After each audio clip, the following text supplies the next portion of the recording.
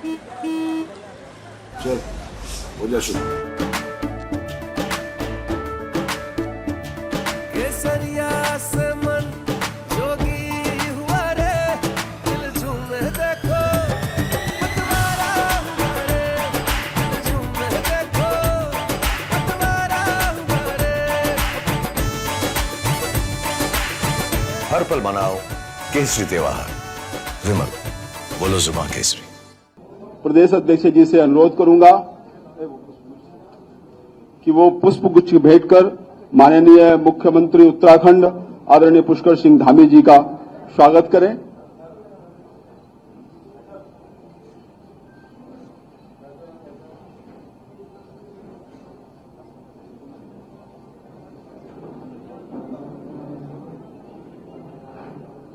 अब मैं सीधा माननीय मुख्यमंत्री उत्तराखंड आदरणीय पुष्कर सिंह धामी जी को आमंत्रित करता हूं प्रेस वार्ता के लिए।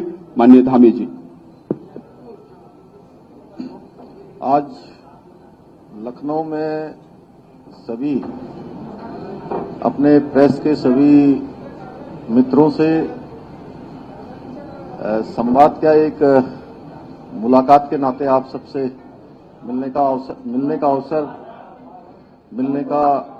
मिलने का शुभ अवसर प्राप्त हो रहा है। इस अवसर पर भारतीय जनता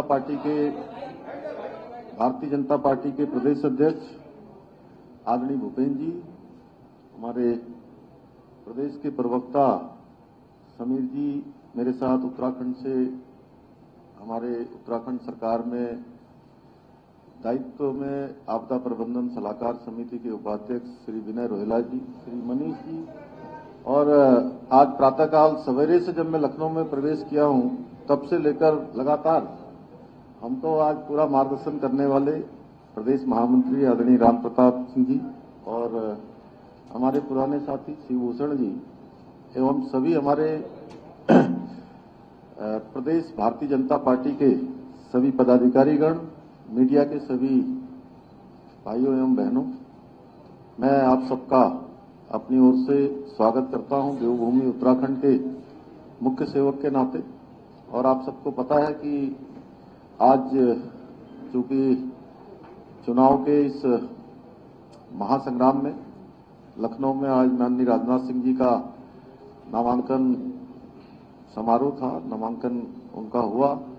उस नामांकन में भाग लेने के लिए मैं लखनऊ में आया था। आज देखा जिस प्रकार से पूरे लखनऊ की सड़कों पर, क्योंकि मैं उनके पिछले नामांकन में भी था, 2014 में भी और 19 में भी, इस बार जिस प्रकार का उत्साह हर एक वर्ग का यहां पर दिखाई दिया, वो निश्चित रूप से आने वाले समय में जो 4 जून को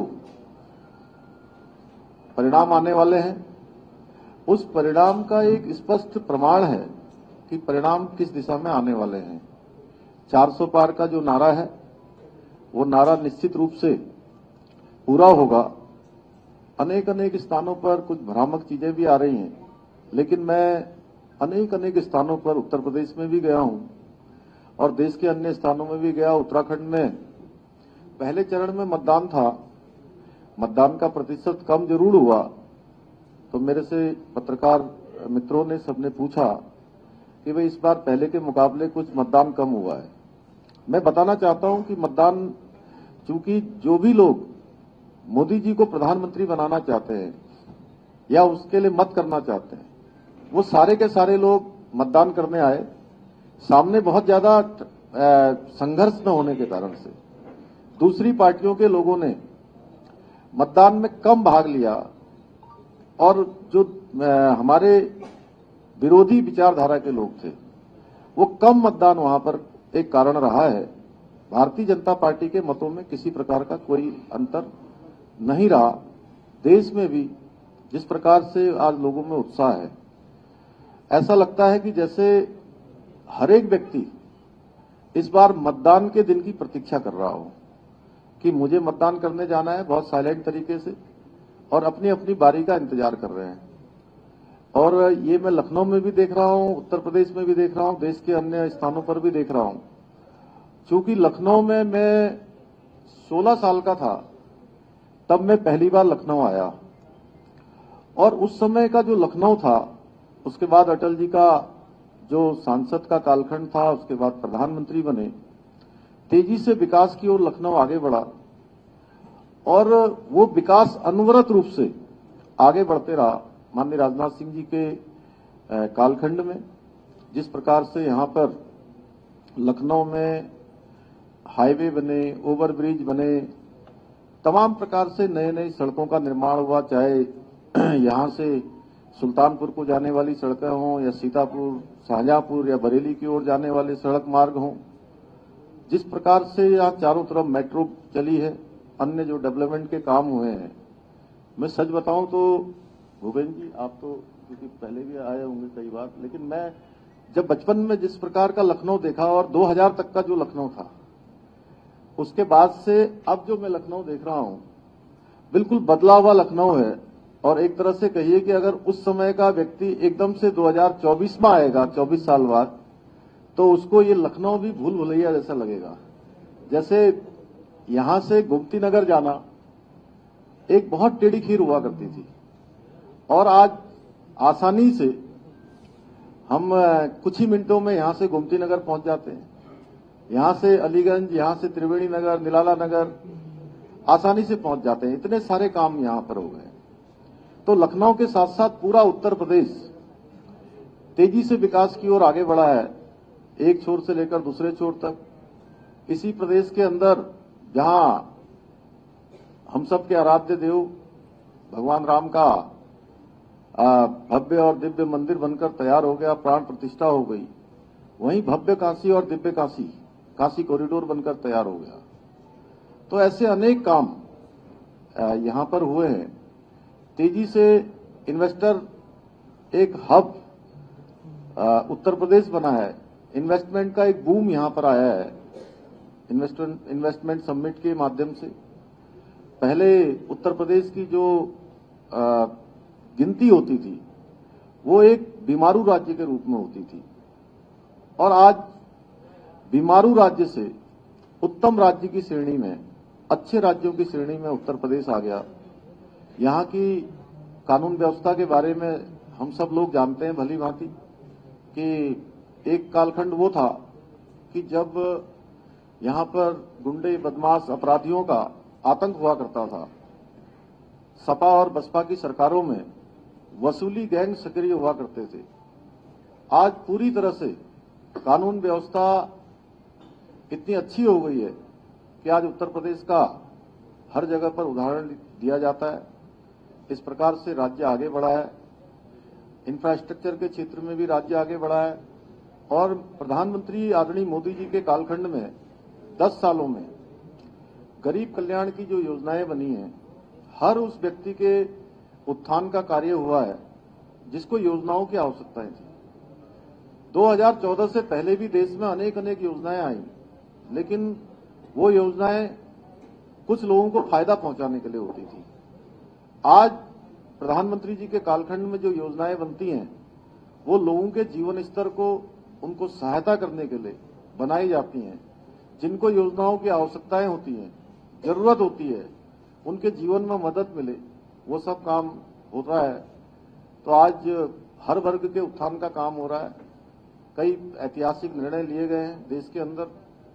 3 तलाक से मुक्ति हुई है मुस्लिम बहनों की, धारा 370 समाप्त हुआ है, भगवान राम का मंदिर बना है, सीएए का कानून लागू हुआ है।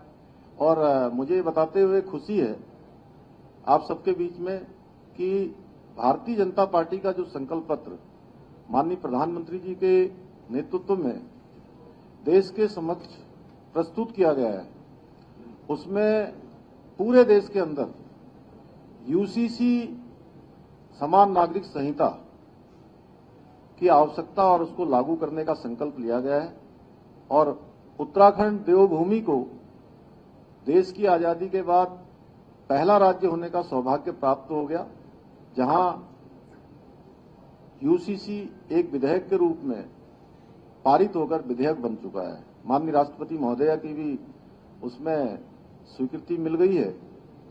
तो एक तरफ आज जहां आदरणीय प्रधानमंत्री जी के नेतृत्व में पूरे देश को परिवार मानकर काम किया जा रहा है। देश में समान नागरिक संहिता को लाने का संकल्प लिया जा रहा है। देश के अंदर एक चुनाव की बात हो रही है पूरे समय में। वहीं दूसरी तरफ ऐसे लोग हैं जो केवल अपने परिवारों से बाहर नहीं निकल पा रहे हैं। परिवारवादी दल हैं, भ्रष्टाचार में लिप्त दल हैं, भ्रष्टाचार को जनने वाले दल हैं, तुष्टीकरण करने वाले दल हैं, और आज भी वो तुष्टीकरण की बात कर रहे हैं। और समय समय पर जनता को सामने उनके सारे हथकंडे जब फेल हो गए हैं तो तमाम प्रकार से भ्रामक प्रचार कर रहे हैं कि 400 पार हो जाएंगे तो देश का संविधान बदल जाएगा, देश से आरक्षण व्यवस्था समाप्त हो जाएगी। मैं कहना चाहता हूं कि मोदी जी आरक्षण के बहुत बड़े पैरोकार हैं, बहुत बड़े समर्थक हैं, और आज भी भारतीय जनता पार्टी और एनडीए की पूरी मेजोरिटी है। जब देश में गरीब कल्याण के लिए, पिछड़ों के लिए, अनुसूचित के लिए, जनजाति के लिए जो काम इस कालखंड में हुए हैं, देश की आजादी के बाद कभी नहीं हुए हैं। इसका उदाहरण है कि देश के राष्ट्रपति के रूप में आदरणीय कोविंद जी का कार्यकाल पूरा हुआ और आदिवासी बहुल इलाके में पैदा हुई आज पूरे देश को गौरवान्वित करने का काम राष्ट्रपति द्रौपदी मुर्मू जी कर रही हैं। तो ये हमारे प्रधानमंत्री जी का ही नेतृत्व है कि जिसमें हर वर्ग के उत्थान का काम किया गया है। तो इसलिए दो प्रकार की विचारधाराएं चल रही हैं और आप सब यही पूछेंगे कि भाई किस प्रकार का माहौल है, उत्तर प्रदेश में कैसा है और देश में कैसा है। तो मैं आप सबसे यही कहने के लिए आया हूं देवभूमि से कि पूरे देश के अंदर एक ही माहौल है। पूरा देश आदरणीय मोदी जी को तीसरी बार प्रधानमंत्री बनाना चाहता है और उसके लिए तैयार है।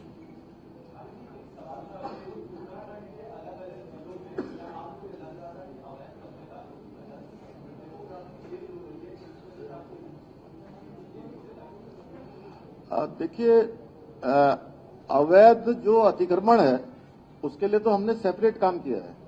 उसके लिए हमने अतिक्रमण हटाओ अभियान चालू किया था और आप सबको बताऊं कि वो अतिक्रमण हटाने का हमारा अभियान चला जिसमें हमने वो लैंड जिहाद था और लैंड जिहाद के तहत बहुत बड़ा अवैध अतिक्रमण था, अवैध कब्जे थे। उसमें 5000 एकड़ से भी ज्यादा जमीन हमने मुक्त कराई है। लेकिन यूसीसी हमारी पार्टी का जनसंघ के जमाने से ये देश के सामने एक संकल्प था कि और बाबा साहब डॉक्टर भीमराव अंबेडकर जी जब संविधान बना रहे थे तो उस समय भी इस पर बहुत बहस हुई, लेकिन उस समय ये प्रावधान नहीं हुआ कि यूसीसी लागू हो, कुछ बहस होने के कारण से। लेकिन संविधान के अनुच्छेद 44 में इसका प्रावधान किया गया और उत्तराखंड विधानसभा के 2022 के चुनाव में जाने से पहले हमने उत्तराखंड की जनता के समक्ष आदरणीय प्रधानमंत्री जी के नेतृत्व में संकल्प रखा था कि नई सरकार के गठन होते ही हम यूसीसी को उत्तराखंड में लाएंगे, यूसीसी का कानून बनाएंगे। और उसके पीछे हमने ये कहा था कि उत्तराखंड देवभूमि है, उत्तराखंड गंगा का प्रदेश है, उत्तराखंड यमुना का प्रदेश है, उत्तराखंड वनों से आच्छादित है, नदियों से आच्छादित है, दो अंतर्राष्ट्रीय सीमाओं से लगा हुआ प्रदेश है। उत्तराखंड के प्रत्येक परिवार से कोई सेना में है, कोई अर्धसैनिक बलों में है, देश के किसी न किसी स्थान पर अपनी सेवाएं दे रहा है। इसलिए नई सरकार हमारी गठन होगी तो हम हर वर्ग के लिए, उत्तराखंड के अंदर रहने वाला कोई किसी वर्ग का होगा, किसी जाति का होगा, किसी संप्रदाय का होगा, किसी भी धर्म को मानने वाला होगा, सबके लिए एक समान कानून लाएंगे। और उत्तराखंड की देवतुल्य जनता ने हमको इसमें अपना मैंडेट दिया और उत्तराखंड के इतिहास में पहली बार किसी भी राजनीतिक दल को उत्तराखंड स्थापना के बाद लगातार दूसरी बार सरकार में आने का मौका दिया, अपना आशीर्वाद दिया और हमको मैंडेट दिया। हमने जो जनता से वायदा किया था, मोदी जी की जैसे गारंटियां देश भर के अंदर पूरी हुई हैं, धारा 370 समाप्त हुई है, भगवान राम का मंदिर बनाया है, सीएए का कानून आया है, 3 तलाक का खात्मा हुआ है, गरीबों के कल्याण की गारंटी सुनिश्चित हुई है। उसी प्रकार से उत्तराखंड में भी यूसीसी के रूप में एक ये गारंटी पूरी हुई है। जो गंगोत्री उत्तराखंड से निकली है, अब वो गंगोत्री पूरे देश के अंदर जो है वो कहीं न कहीं लाभ देने का काम करेगी। जैसे मां गंगा उत्तराखंड से निकलकर पूरे देश को जल और जीवन देने का काम करती है, उसी प्रकार से यूसीसी की गंगा भी सबको लाभान्वित करने का काम करेगी।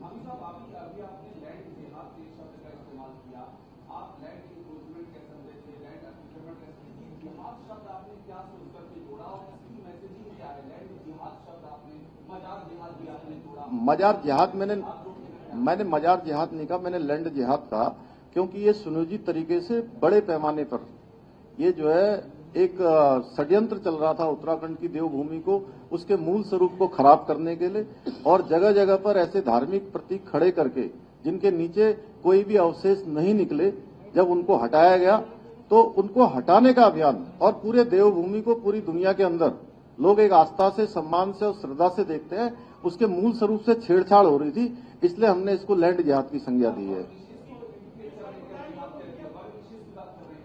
हम किसी वर्ग विशेष की बात नहीं कर रहे हैं। उत्तराखंड में सब लोग बड़े प्रेम पूर्वक रहते हैं जी, बड़े एक दूसरे के साथ भाईचारे के साथ रहते हैं, कहीं कोई झगड़ा नहीं करते, कोई फसाद नहीं करते।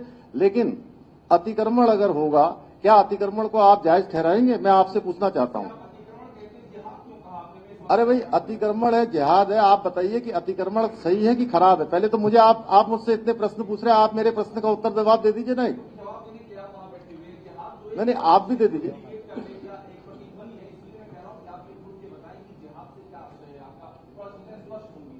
ये मैंने कहा कि एक षड्यंत्र जो देवभूमि के मूल स्वरूप को खराब करने का है।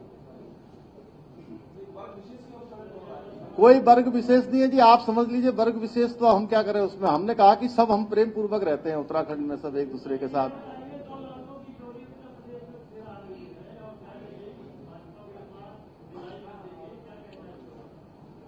ये देखिए, दोनों विदेशों में पड़े हुए हैं, दोनों परिवारवादी दल हैं, और इनका जो गठबंधन है ये कोई सरकार बनाने का गठबंधन नहीं है।